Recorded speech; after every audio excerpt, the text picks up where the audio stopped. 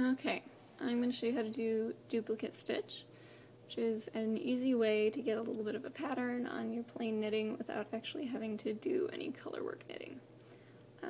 Basically, if you take your knitting and you look really, really closely at the path of a single strand of yarn, you will see that it goes kind of like, make sure it's focused, kind of like this. Do, do, do, do, under, under, up over there, under that, down here, under that. It sort of snakes up and down. And all you're going to do is take your color that you want, go in at the bottom of a stitch. So we're working with this stitch right here. And you're just going to trace the path of that stitch. So I can see it goes up and then it goes under these two legs. And then it comes back down in where it started.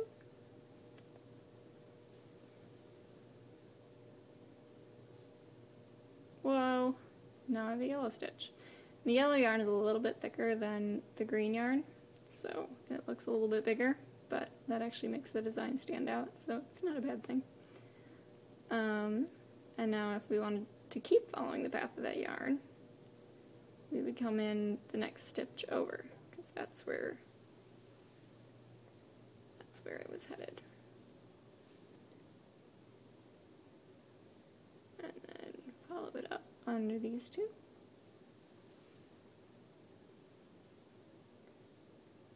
Basically, it's kind of like you're just coloring in your stitches. You can pick whichever stitch you want, and you can make it a different color. So maybe now I don't want to do that, maybe I want to make this one yellow.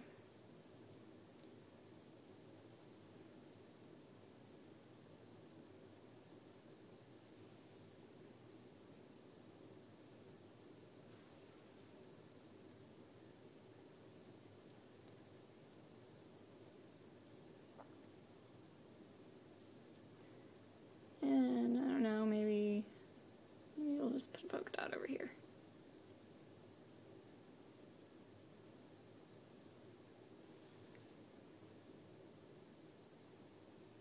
You do want to make sure that you are going on top of the yarn you're following and not underneath it, obviously. Otherwise it won't show up. So like if I were to be following this yarn and not stay on top of it well enough,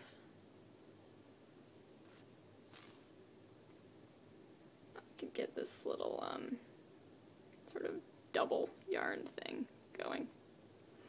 But as long as you're just careful to shove that other yarn underneath, you'll be fine.